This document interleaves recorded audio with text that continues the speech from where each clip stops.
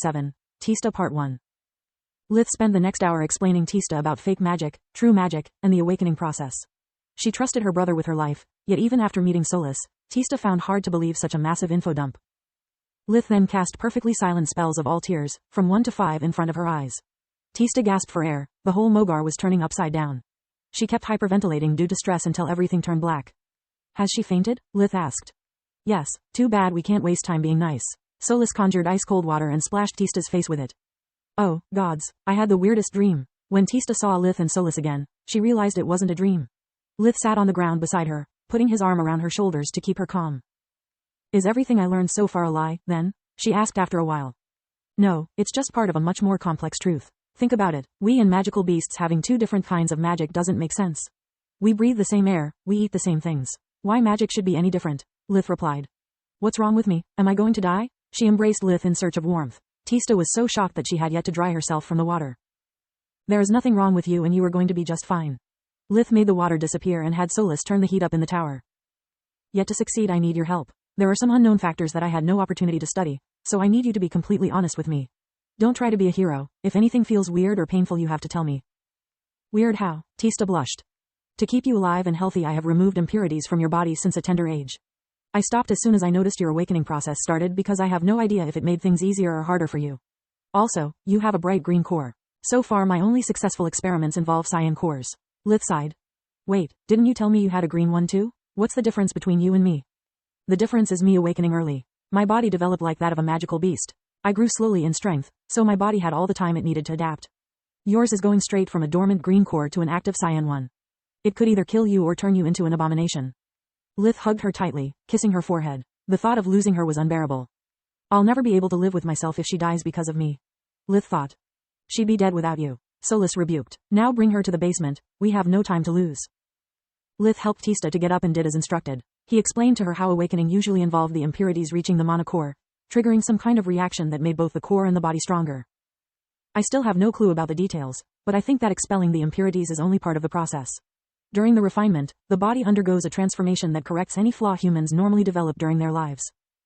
If I'm right, the stronger the core the greater the number of flaws the body needs to fix. It's an incredibly delicate process, like using body sculpting on a healthy subject. Hence the body undergoes a lot of stress and if it's unable to cope, the final result is death. In theory, you grew with very few imperfections. It should make things easier. What if you were wrong? Tista asked. Then by removing your impurities, I've doomed you. The siblings shivered in fear, but Tista only held Lith's hand tighter. What do I have to do? Lith brought her in the tower's basement, in the nearest point to the mana geyser.